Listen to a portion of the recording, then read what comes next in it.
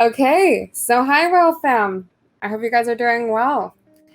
This is our second episode of our series, Cryptos and Fashion. So we're going to be doing a couple of streams in the coming weeks, just interviewing people from DIGITALAX who are just amazing designers and artists, and I can't wait to just start this stream. So if you guys haven't already, remember to click the live button next to my name. And to be able to view the stream. So without further ado, welcome to Whale. Eddie, how are you doing? Good, I'm good. Can you hear me? Yes, we can hear you perfectly. Oh, excellent. That's a relief. Yes. So now I came across your work after Emma from DigitalX connected us, and I was just, to say the least, I was just completely blown away by your design for the decentralized dress. Thank you. And yeah, and so for the preparation for the stream, naturally I started digging deeper into your media coverage and your history with the designing, and I think some facts and works that you've done in the past are really going to shock the people listening here. So I'm really glad to have you on here today to share those insights and with our audience, so our artistic friends could perhaps experiment and dabble into the fashion world as well. Excellent. Yes. So could you tell us a little bit about yourself and your history in the design and fashion industry, leading to where you are now? Right, it's quite a long story, yeah. So the history for me began with studying fashion design at university in London, and after that degree, I kind of decided that I wanted to explore other design options. So I'd originally sort of been uncertain whether I wanted to study fashion design or product design. So I decided, having finished my undergrad in fashion design, to then go back to college and study industrial design, which is, for those of your viewers who don't know, that industrial design is more like engineering. It's more sort of hard goods based. So I studied industrial design. And then from there, on the course, one of my tutors told me that I shouldn't just completely transition over to industrial design. I was sort of thinking at the time I wanted to do automotive or something like that, something very hard goods focused. My tutor said, well, why don't you try and find something where you can combine fashion design and industrial design, because you just spent 4 years learning how to make clothes. So why don't you try and find a combination? And that seemed like good advice. And so I took the advice, and my final project for my industrial design master's was a motorcycle suit. And that led me to approach a company in Italy called Dainese, who make motorcycle leathers, an amazing company up in the north of Italy. And I did a really great project with them, and I'm still in contact with them and still work with them. Then that led to working for the military, designing wearable computers for 2 years. And then from there, I kind of was approached by Nike, who was setting up an innovation team, apparel innovation team. And that's where I then ended up working in Portland, Oregon, which is where I am right now, in the dark at 7 a.m, sitting in my living room. So yeah, it was the bulk of my career has been with Nike, doing functional apparel clothing. Wow, that's so. So you went and designed for the military to begin with, correct? Yeah, How that's was right. that's insanely interesting to me. It was fascinating. It was, at the time, so as I said, I was a graduate out of Master's College, did the motorcycle suits, and then I can't even remember how I got into that job, how it was sort of introduced to me. I think my tutor at college said you should approach this group down in Colchester in Essex in England. And it was a bit odd for me to begin with, because I was a design student. I'd just spent like 6 years at design school. And I ended up being hired by the military, which meant I was a civil servant, is what they call them in England. And I had a rank. I was a major in Wow. the equivalent pay scale. It was a pay scale thing. I didn't do any military training. So I went from fashion college to having a rank in the British Army, which was kind of odd. And in the office, it was very military-like. It was very kind of undecorative, and there were lots of soldiers everywhere and soldiers on the gates and stuff. And the brief was fascinating for me. It was at the time the army were looking to increase the intelligence of the clothing that they were wearing. So that was at the time as wearable computers. So my job was to integrate these computers into load carriage systems and clothing systems, which was really interesting and fascinating. And it took me to, they sent me to the US, to NATIC in Boston, to do a project on the same topic with the US Army, which is great. That was the first time I'd ever been to America, which is a really, really brilliant experience. I loved it from day one. When I was working at the NATIC labs in Boston, Massachusetts, the professor from Cornell University was there visiting, because she was the professor of a course called Functional Apparel. Her name was Susan Watkins, and she suggested that I come or asked if I could come and give a talk to her students on design, which is what I did. And it was during that interaction on that day up in Ithaca that the Nike conversation began. So it was a journey.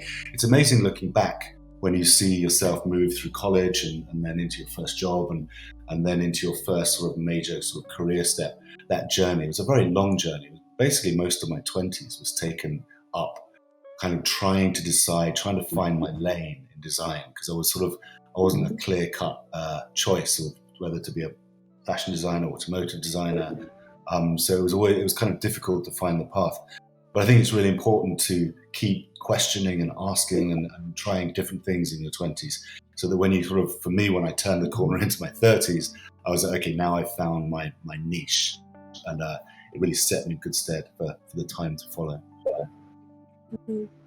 So what would you say is how is it really creating a piece of garment with a function?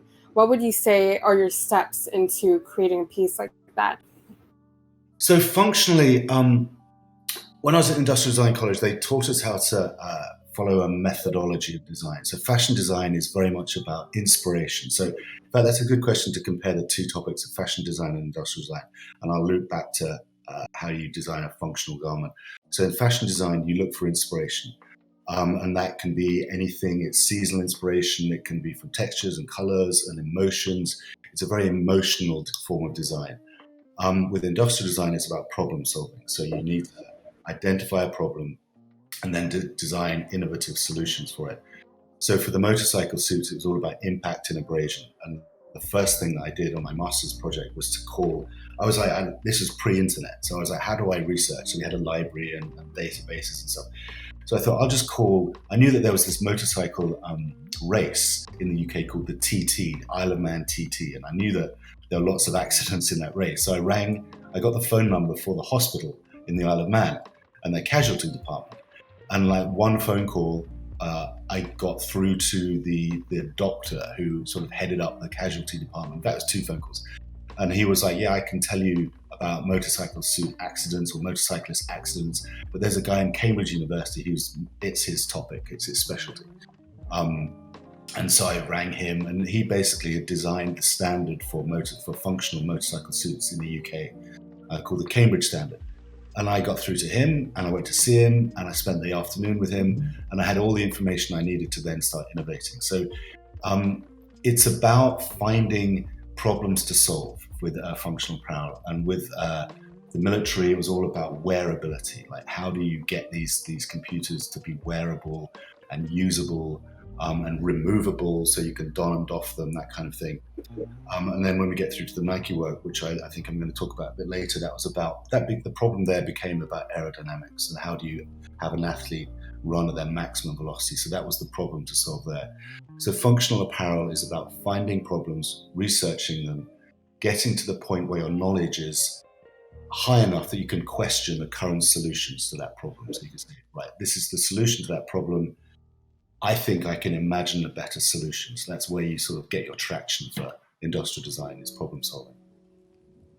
That's amazing. That the basis of it is problem solving, and how much research that goes into it, because it's kind of like basically selling a product, but it's wearable, but it's also useful, which is, it's like a 2-in-1, 2 birds in 1 stone. Yeah. Yeah. Go ahead, sorry.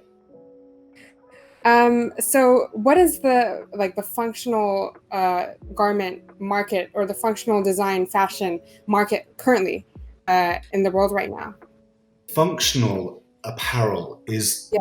it's funny. It's not really a thing, but it is a massive thing. It's funny. It's like, so currently my clients are in the outdoor industry, so I'm designing outdoor apparel. So that is functional apparel because you're solving for problems. You're solving thermoregulation, moisture management, weight, packability. All those things are critical to outdoor brands. So that's a big market for me. Another market is athletes. So any athlete who's doing something, they're depending on their apparel to, at the very least, not interfere with their activity, and hopefully to assist in some way. So that could be anything from a runner to a soccer player. They're all wearing clothing, and that clothing is doing a job. And sometimes they don't even realize that it's doing a job. Like in soccer, it's about identifying teammates. So you need to be able to know that your team is playing in red and the opposition are playing in blue. And that sounds very obvious and basic, but it's a reality. So everything that we're wearing when we're doing an activity is functional apparel. And that can go through to the medical industry, through to the military, as I've mentioned, to people on motorcycles. I've worked in speed skating, so I did some speed skating suits for 10 years. I worked on speed skating suits on and off at two Olympics, and that was a huge project. So the amount of people wearing, I mean, we're all wearing functional apparel. As I sit here talking to you, I'm wearing kind of athleisure wear, and it's keeping me warm, and that's keeping me comfortable in this environment that I'm choosing to sort of sit in. So all apparel is functional. But then you get into when, as I'm talking to you, I'm looking at my decentralized dress. That's about as unfunctional as you could hope to get for that thing. When my sister saw it, she said, "That doesn't look very comfortable." And I went, "Yeah, that is. It's not. It would not. If we made it, it wouldn't be comfortable." But that's about something else. That's about communicating emotions, and it's about statement, and it's about drama. So it's completely different to functional apparel. That's amazing. And looking back at your work now, I was browsing through your website, and we have your Instagram and your Twitter in the stream text. So if you guys would like to check it out, you've kind of started this brand in creating, I think, bracelets and also bags at the moment, correct? And the lines are very smooth. They're not harsh at all Yeah. compared to the decentralized dress, which is extremely interesting to me because I always wondered what the process of sourcing your materials and finding the right textures, what is that process like, and how long does it take? Wow. Yeah. Okay. So I mean, I can tell you what my design tools are, and that will, I think, answer that question. And we'll talk about the decentralized dress because I'm looking at it right now as I'm talking. Um, I use a program called Blender, which is open source animation software, and it's very good for mesh modeling. And I started to learn Blender about 6 years ago when I was at Nike. I was lucky enough to have a boss who said, "Yeah, you need to invest the time into learning some 3D software." Because up to that point, it had been sketching. I only sketched and used Illustrator. So I used Blender, and this dress was using some add-ons to Blender, which are about computational design. They are generative. So the funny thing about this dress that we're looking at right now is I did it initially with these generative tools in Blender, but I only did the front of it, and there was no back. It wasn't a three-dimensional thing, it was just from the front. If you turned it around, you would see that it was sort of carved out at the back.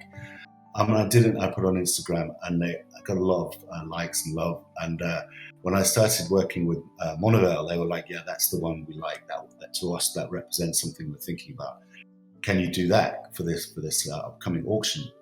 And I was like, "Yeah, sure, I can do it." So I dug through my folders and found it, and I realized I had to do it again because it was only half a dress. So I was like, I went back into right. How did I make this thing? I don't remember.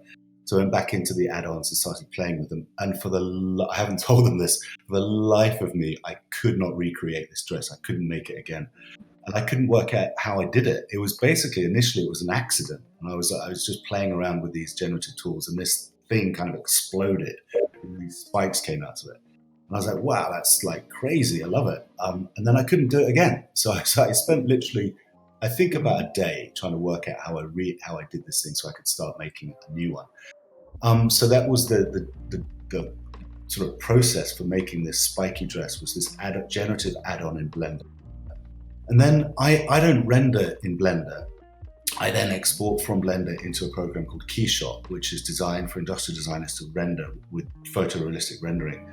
And it's designed to be very easy to use, which is great. Rendering in Blender for me is very difficult because I do so many other things. When I want to render something, I just want to go in quickly, get the job done, start experimenting with materials and lighting and environment without sort of laying down tons and tons of hand positioning cameras and stuff like that.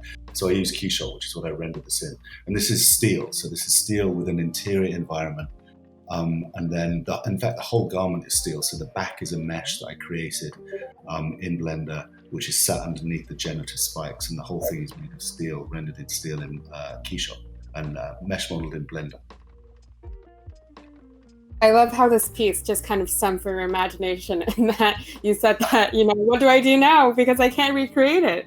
I know, and it's funny. I still couldn't tell you how I did it. I have this one file that I know I can do it in, and I've opened new files and done exactly the same thing that's in this other file, and it won't do it. And I'm like, the only way I can make this effect is to go back to that first file and then just mess with it in there. So I need someone way better than me with Blender to explain how to do it. If any of your listeners know, maybe they can tell me. Okay, so we also have one question from the audience. Someone asked, what site do you render in? Is it Keyshot? Yeah, I render in Keyshot. I'm in Keyshot Pro, and I've just got upgraded to Keyshot 10. And for me, it was an absolute light bulb moment when I started using Keyshot. I'd struggled to render in Blender for about a year, and I was doing it, but it was clunky and I was struggling, and it wasn't fun. I use Keyshot because it's so fast and so dynamic, and in the pro level you can lay in textures, or there are ways of adding in like micro scratches and really going in and fine tuning for photorealism. And Keyshot is just the bomb. It's amazing. I love it. Mm-hmm. So what would be some of the challenges you'd say migrating from doing physical drawings and doing digital? Because I know that when you do physical, you can kind of feel the textures better, if that makes sense. It's like when you're painting on a canvas, it speaks back to you. You get that feedback. And so, but then you don't get that, or do you get that with digital when you do those digital renderings? That's really interesting. So, as I said, really good question. As I said, I sketched, and then for like tech packs and stuff using Adobe Illustrator, and then that journey into 3D was it's funny though. It's like there's a bit of my brain that only works when I'm sketching. So I often have a sketchbook with me as I'm using Blender, and I'll sketch to work stuff out. And then I'll go into Blender, and it's a two-way stream. And I think that you don't realize it, but when you're using CAD software, your creative brain is being engaged, and you're making decisions. Designing is about making decisions. It's a constant. Every design you ever look at, every product in the world represents a sequence of decisions made by a designer and a development team working with the designer. And it's like, do I like this? Don't I like this? Will this work? Won't this work? And it's about making decisions, and those decisions edit what you're doing. So when you look at a garment, when I look at this decentralized dress, there are decisions in there, and I know I'm going a bit off topic, but I'll come back to that transition from 2D to 3D. But when I look at this dress, I can see that I've created a waist, and I can see I've exaggerated the shape of the shoulders, and I've selected the length of the spikes and the density of the spikes, and revealed the spikes at the back so you can see the back through the mesh. So all those represent decisions that I've made, and that's the process of design. When you look at a good design, and I'm not saying this is good, but I hope people like it. When you look at a good design, it's because people have made good decisions. And that journey from 2D to 3D has basically been has defined, I think, the next decade of design for me. When I look back, I'd reached a point where I needed to do something with 3D software, and it completely opened the doors for me. It was really difficult. I really invested a lot of time learning this amazing program called Blender, which is free. I spent evening, night after night, just watching tutorials. I still do. I still watch tutorials every day. When I'm on my exercise bike, that's what I do. I watch Blender tutorials. They're amazing. So it's an amazing journey from 2D to 3D, and it sort of felt natural. It was just a natural thing to do because you're looking at a three-dimensional object, and it's in 3D. You can really sculpt. I love to sculpt as well. I do portrait sculpture in clay, and you can really sculpt and play with something. But it's about learning to use the tools. That's the challenge. It's how do I get this thing to do what I want it to do, and that's the real learning curve, is learning to use these tools. This is fascinating, and especially because I feel like one of the decisions, and I'm not sure if it's one of the main decisions, but when I'm painting, that's one of the decisions that I have to make, right, with designing and creating, is that where in your garment do you put the most focus, or where is the most weight do you put? Is that one of the main, because like you said, right, it's accentuation. The whole idea of, I guess, designing is, or that's just my interpretation of it, is to kind of, to accentuate the existing curves or the body that you already have, to make it, and to see which part that you give weight to. So how do you decide on that? Because I know that mainly people do the shoulders and the waist, but what other elements are there to it? Well, I think that's a good question. I have an instinctive thing that I do, which is to exaggerate the female form. I pinch in at the waist, and then I work with curves and shapes. I like strong-looking women's apparel. I make quite kind of strong shapes, and I think that in fashion college is about making mistakes a lot of the time. So you go to college, so you can do all the horrible stuff at college, and then when you come out, hopefully you've got it all out of your system. And so when I'm in fashion college, you'll do things, and the tutors will say, "No, I mean, look at it. It looks unflattering. It doesn't look, it's not good." And I think so. There's a natural instinct to do things. There's a learned instinct, and then there's the process of telling a story. So a fashion designer each season will have different things that they accentuate and different things they want to draw attention to, whether it's lines or textures or shapes, and also we have go-to in the fashion industry. They talk about silhouettes. People have a go-to silhouette that they like that becomes a trademark, or each season you can have a different silhouette story. And that's literally if you take the garment and take a photograph of it against a bright lit background, you'll see the shape of the garment. So a lot of it's about silhouettes. And it's funny, I have this thing with apparel. I like, if you look at my Instagram feed, there's a lot of corsetry in there. And I've always liked that. I don't know why. And it's weird that corsetry was something that was big in the 1500s, maybe for about 300 years actually, but it's a shape that I like. I like the lines and how they pinch the waist in and exaggerate the female form. So I kind of like, when I'm sketching a dress, I often start with those lines that come in from under the arm down into the center of the waist, and that's a shape that I kind of draw a lot. So it's a very organic process of knowing what you like and what effect you're trying to create. There's a dress in my Instagram feed, and if you want me to share my screen, I can share my screen and talk through should I do that? Yes, that'd be good. All right, so then I can actually talk specifically to it. So we did this in rehearsal, share the screen, and I'm going to share the Instagram if I can. Okay.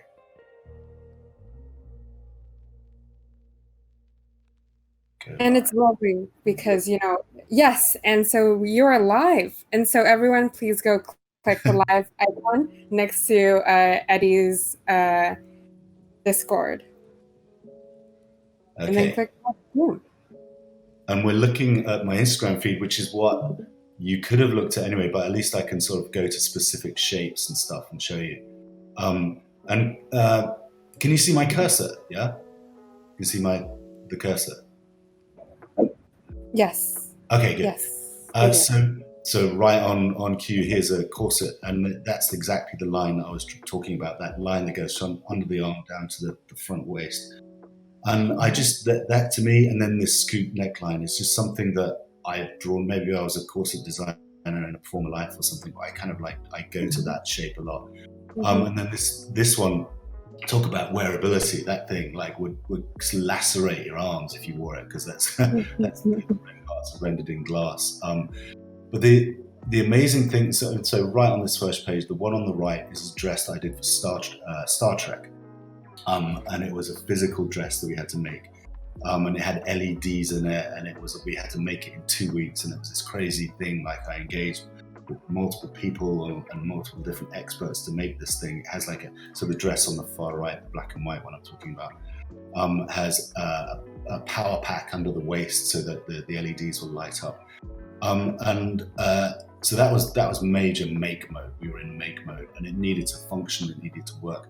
Then the corset on the left is digital, and to me, one of the most amazing things about digital design is you can do whatever you want. It's about your ability to control the tools, and it's about your imagination. So there are no rules, no limits, and those two garments there represent a really sort of the fascination for me with digital design. I mean, the garment on the right, I actually originally modeled in Blender. Those white triangles were done in Blender, and then I flattened them out from the mesh model in Blender, and then laser cut them. And that is a full-on make sort of dress. And then the digital one is purely digital, and there are no limits. You can do whatever you want. Then these images here are handbags. So these handbags are being made this is in my studio in Portland, and I've made these parts, and those are 3D printed elements on the right there, and they're inside the leather. And those will be made into handbags. They're being sewn up in LA at the moment. They'll be ready early December. And so that's that, but then that is done with digital tools as well. So that shape is a Blender, like a basic shape from Blender that I've flattened out and turned into that form, and then developed into a handbag. This ring was done in Blender, and I bought a 3D printer, which is my new toy. I'm just like in love with this thing. It's made by this company in Boston called Formlabs, and it's just brilliant. I can just make stuff, see if it works, and then I ultimately order. I'm doing a lot of company name dropping here. Then I ultimately order from Shapeways, but I do my prototypes in my studio.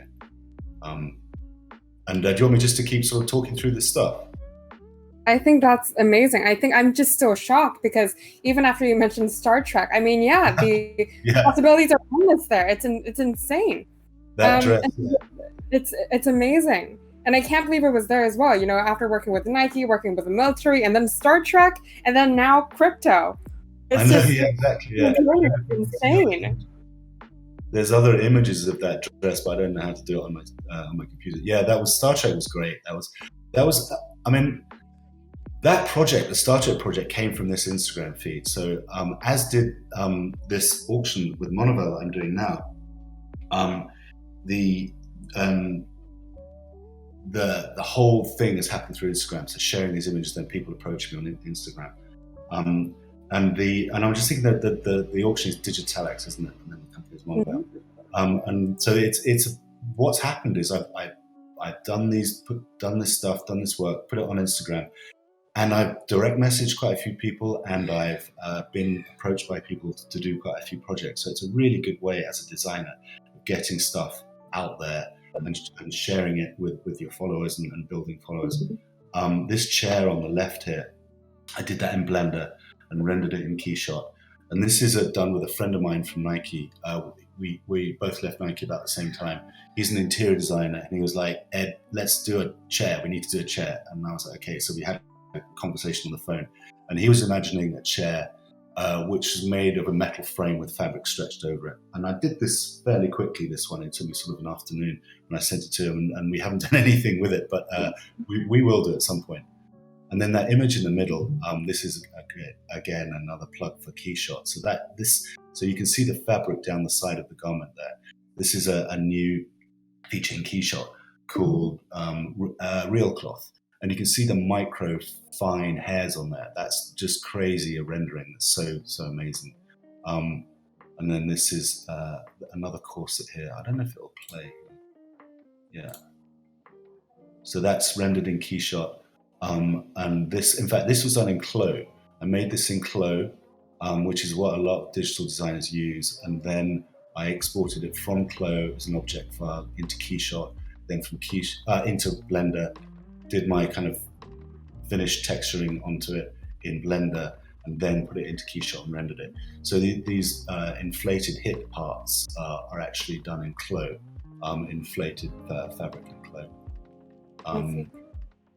And so with a chair, basically, it's super interesting that you went into making chairs as well, because in the recent in the recent NFT space, we've also had people sharing 3D interactive chairs as NFTs. So that could be something. I think I think it'd be a hit. This chair. Yeah. I mean, the amazing thing about, it's the same with the pen and pencil. Like, it's all about using the tools you have.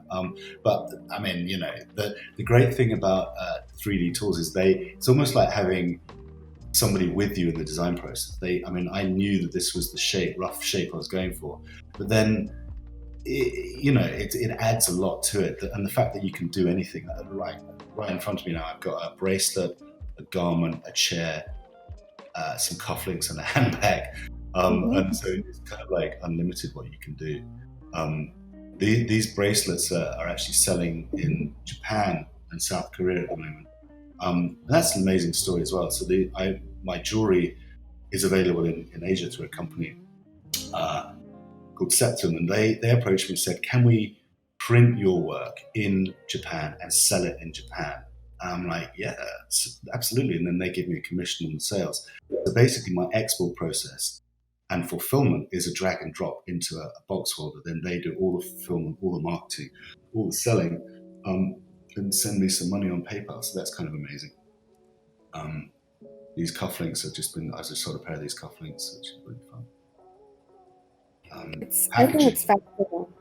Packaging. Yeah, I'm sorry, go ahead. No worries. This packaging looks amazing. I love it. Its packaging is a thing. It was way harder than I expected, because it's all about minimums. Like, whenever you look at packaging, you look at a handbag. So I was like, I think I want an amazing, gorgeous box handbag with tissue paper and all this kind of stuff. The tissue paper, check, got that. But the branding was done really beautifully by somebody who I was introduced to, called Adam Larson. And he's done this branding for me, and it's just I love the simplicity of it, the way he's reversed the two names there. But on these tubes are like, this is as good as I can do right now, because these are pre-made tubes. If I wanted custom sizes, it's all about how many are you willing to order. I have to order like 1,000 of anything to get something for them to even consider the order. So these ones are ordered pre-made, and then I put this branding on it myself. So packaging is a thing. If you ever get to the point where you're selling products, packaging will become a challenge. These little ring bags, got these made in, I think they're made in China. Yeah, they're made in China, and the tissue paper. So those are fun to get done. So as a graduate just from design school, let's say, and if they wanted to do something what you're doing and just experimenting with so many different mediums and just really just trying everything out, what would you recommend their first, like, other than marketing on Instagram, what would you say are the traits or the skill or the mindset that they kind of have to have exploring into this space? I would say the key advice to any graduate would be do multiple things. For me, it's all about pulling from multiple areas. I get inspiration from other industries to do what I'm doing. So I'm using animation software. I'm using 3D printing, which is from engineering origins. I'm using multiple different sort of inspirations, and it's about combining skills from different zones. So I mentioned right back at the beginning, I couldn't decide whether I was going to be a fashion designer or a product designer, and I've made a living by doing both, basically by combining those two skill sets. So if you're a new graduate in design school and a new sort of freshman in design school, I would go and look at other design disciplines within your school. If you're doing fashion design, walk into the industrial design area, talk to the industrial designers and say, can we do a collaboration? Or go and talk to photographers and do a photography course. Or it's all about finding the new ideas in design come by cross-pollinating between different disciplines, different areas and different industries.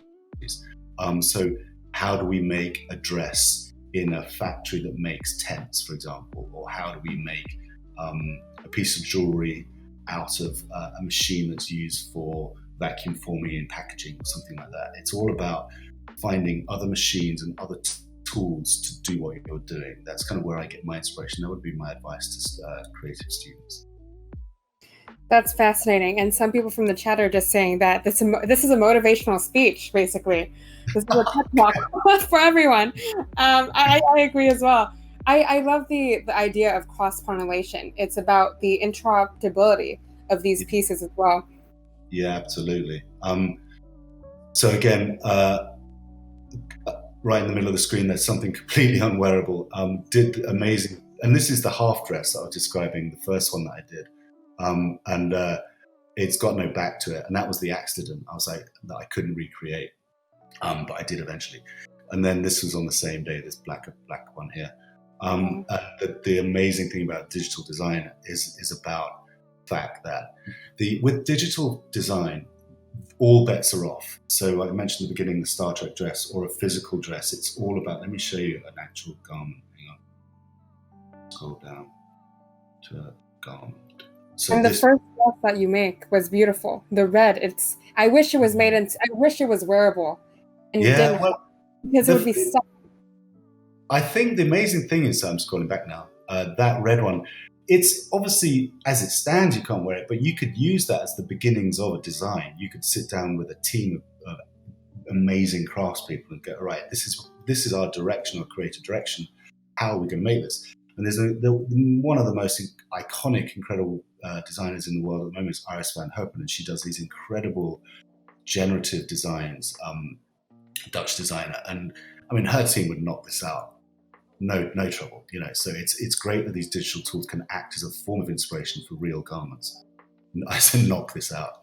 Get Iris van Herpen to knock it out for you. So this dress here, this black and white one, this is the back of the dress. This is the front of the dress. That is made of laser cut silk organza, layered over multiple layers over itself. And that dress, looking at the back of it there, was all about how am I going to make this thing. This was laser cut in my studio. I bonded all those panels together and then sent them to a bridal making company in San Francisco who sewed up the dress. And it's got these beautiful details on it, which are all handcrafted. So that making a dress like that is all about how do you make it. Not all about, but how do you make it physically. So there's the dress on the left-hand side there with some corsets. Again, the corset repeat story for me. And that is about, these were designed in Blender. So all these polygonal textures came from Blender, they were laid out flat and then laser cut and then bonded basically. So the leather corset in the middle there, that texture, that pattern came from Blender. It's laser cut and foam and then bonded under leather. And so I'm combining the digital tools and the real there. But the amazing thing about the digital fashion is that there's no limitation. There you can see that there are the covered buttons on that sleeve, on that dress there. And that's an example of craft. And when I'm designing this dress, it's like, okay, this is what I want to do, but I need to think about how this thing's going to be made, basically. Those are the parameters, the reality of the cost of the fabric, bringing that fabric in from potentially another country. How do I get the zips? How do I, it's a development process to make a garment. Is it going to fit? Who's it going to fit? And how do I make the sizes? Do I need to do small through large? And what exactly is that size grade going to be? All those factors are important with apparel design. But with digital design, forget all of that. I know that as I learn more about it, I'm scrolling back now, back to a digital design. So as I learn more about digital design, I know that there are going to be parameters that I will be designing to. So back to that dress there. So one of my hopes is that the digital work will lead for me to animation and the gaming industry and stuff like that. And I know that working with a developer in the gaming industry would be a process of working within parameters and limitations.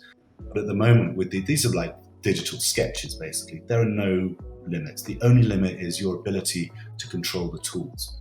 And that is a challenge in itself.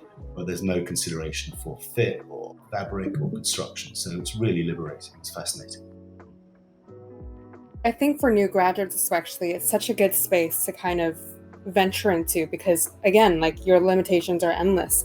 And going from, for example, your professor is telling you, this isn't, like, look at the design, yada yada yada, like there isn't usability for it, or just comments like those, and then you come into the space and it's basically, a blank canvas, and you just do whatever you want.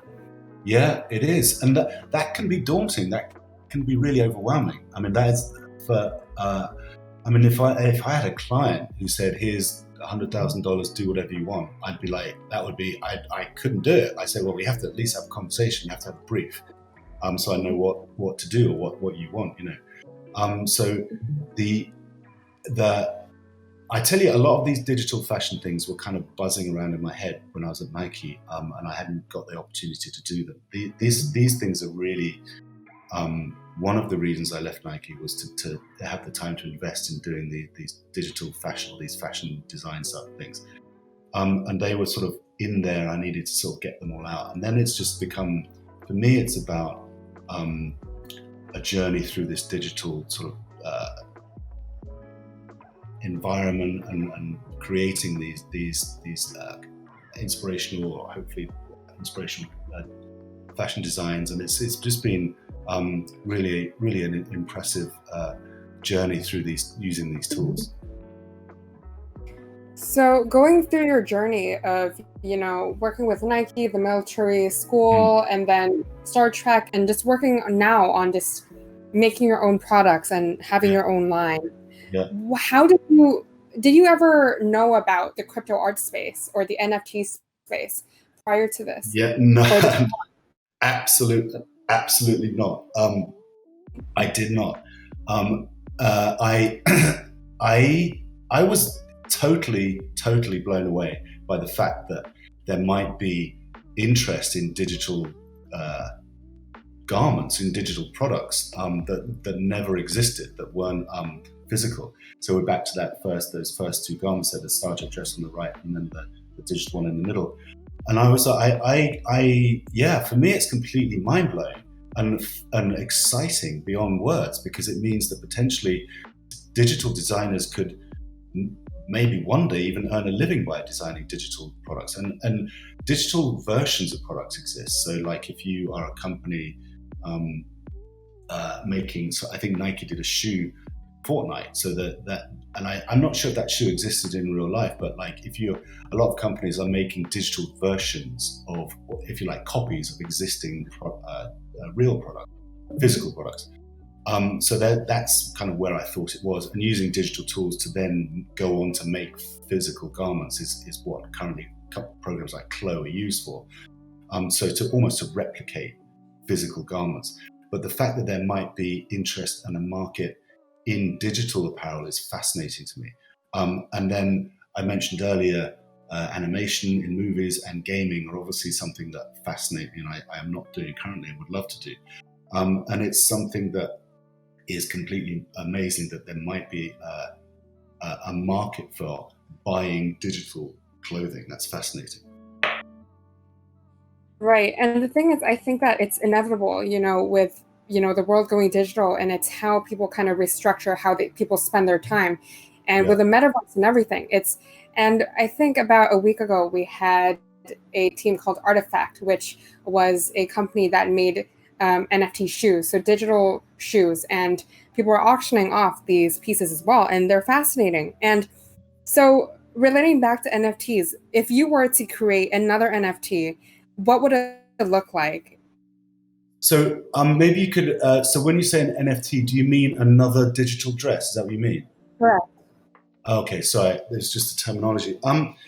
So I definitely think that a pair of shoes is something that would be good to do. I think it'd be fascinating and amazing, and So that's definitely something that would be a good next step. And I also feel like, I don't know.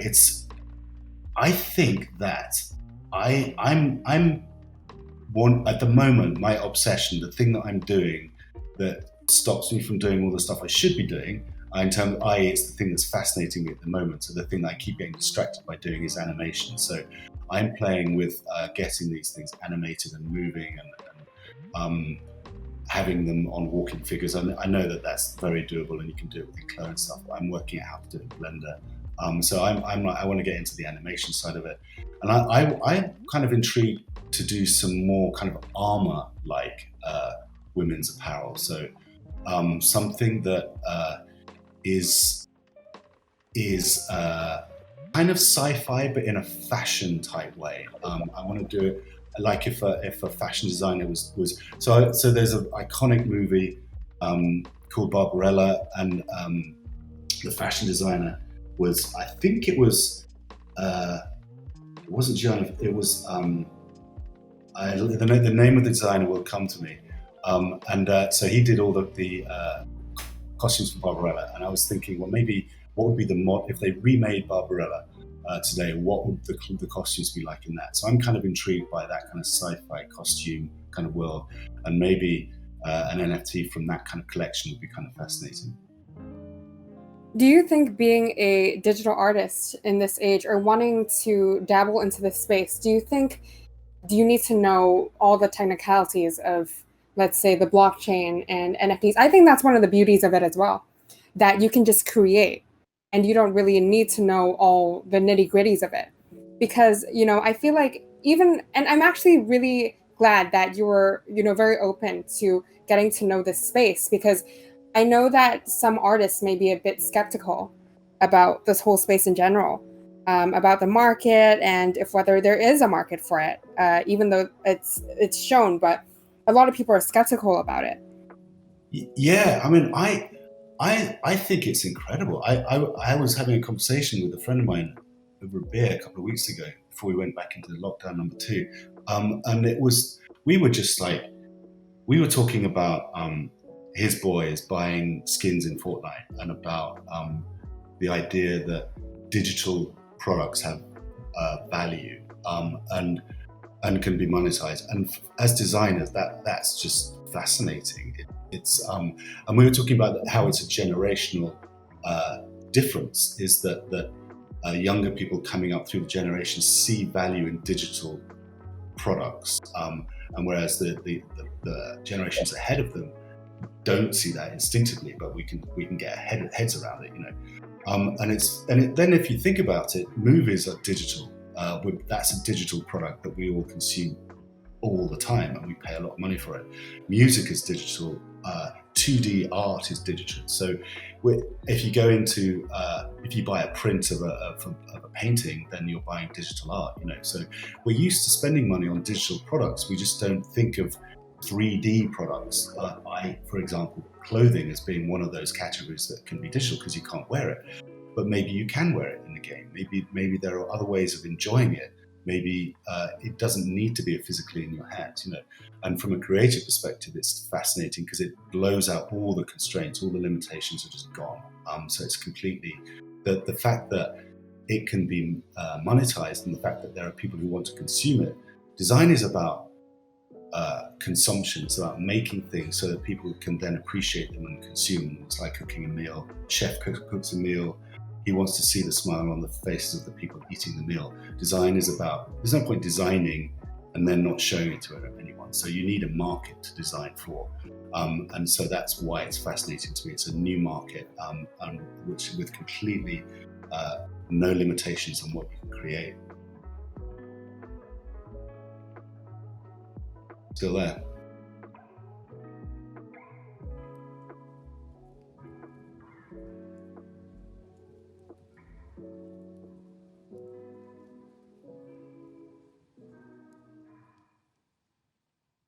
I've lost you.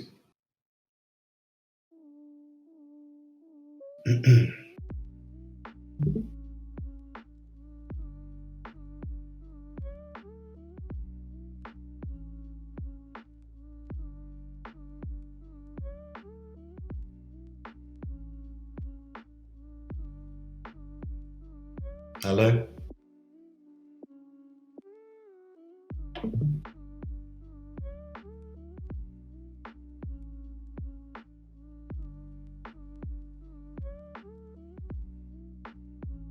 Can anyone hear me? I just heard that, yeah. Can you hear me Yeah. now? Yes, I'm here. Sorry, I just Okay. had no worries. Okay, sorry. So I lost you there for a second.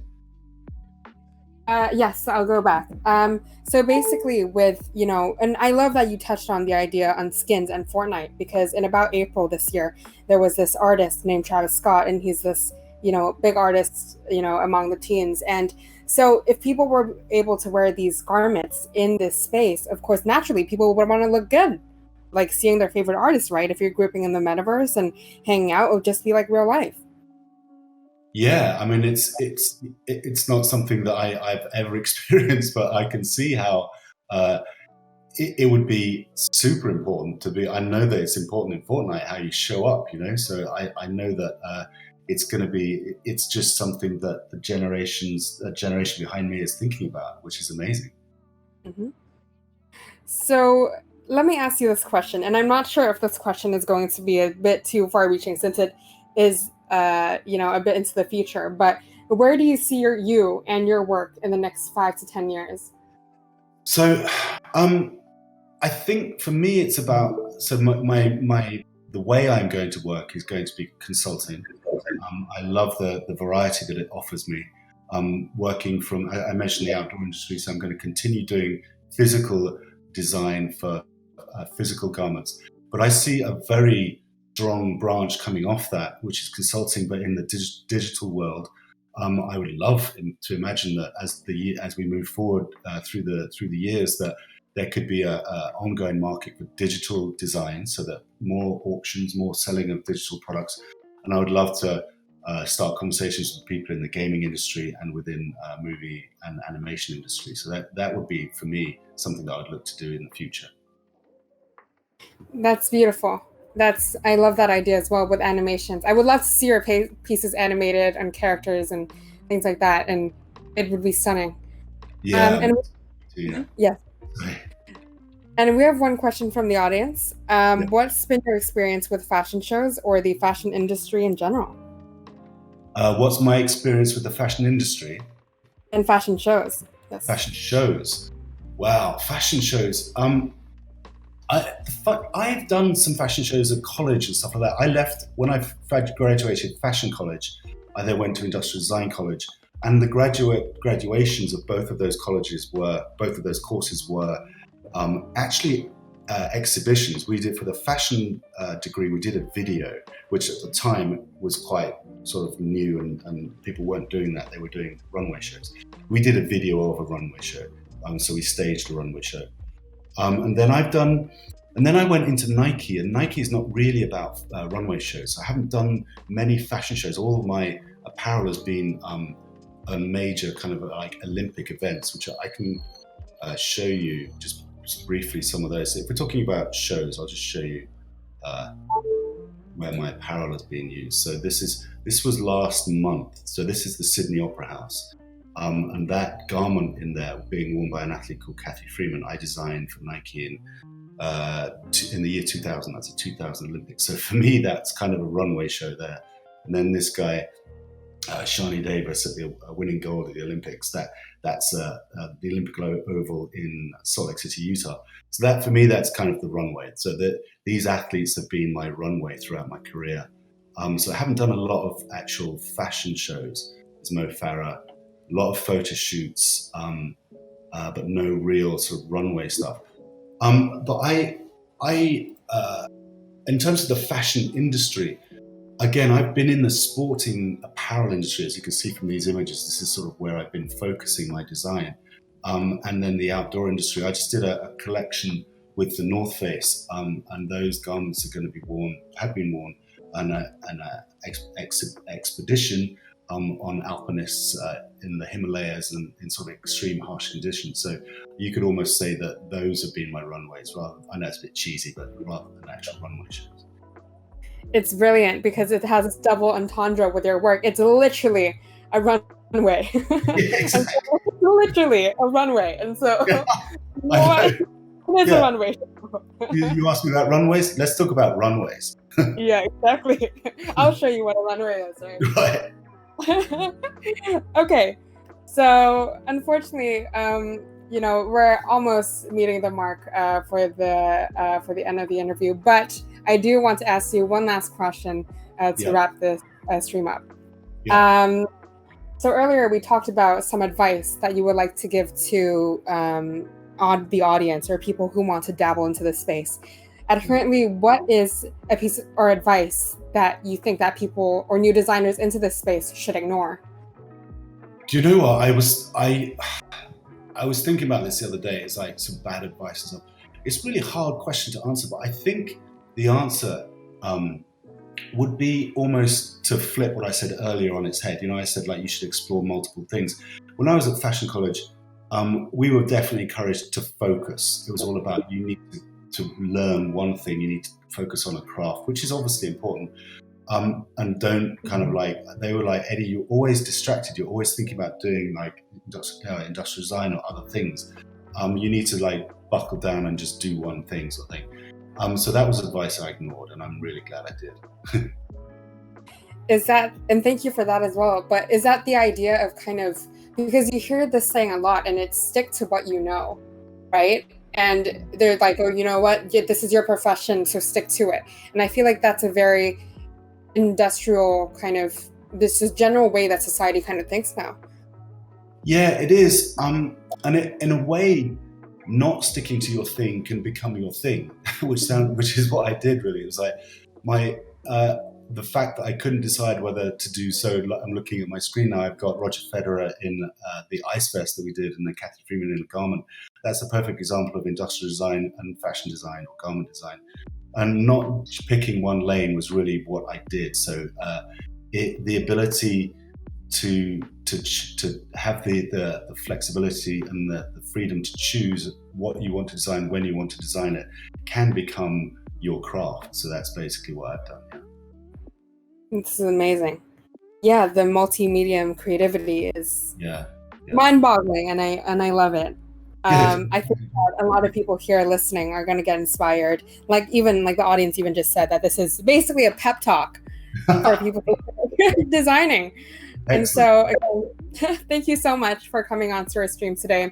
It's an absolute pleasure to have you. Thank you. It's an absolute pleasure. Yes.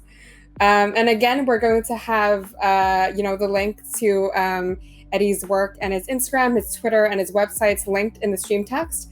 If you have any questions for him, you can also post them in the stream text, and I'm sure he'd be more than happy to answer as well. And yeah, is there anything that you'd like to add as well? Are you asking me? Yes. Not really, no. Just that this I'm super excited by this whole thing. Even every time that I interact with this digital design world, I'm just super inspired. So for me, this has been a really interesting and really fascinating conversation. So I thank you very much. Of course. And I'm so excited to see where your work is going to go and how you're going to develop in this space, because I'm sure that we're going to see more of your work in the NFT and crypto space as well. Thank you. Yeah, I'm excited. So again, thank you so much for coming on, and I'll see you guys next week. Thank you, Eddie. Thank you.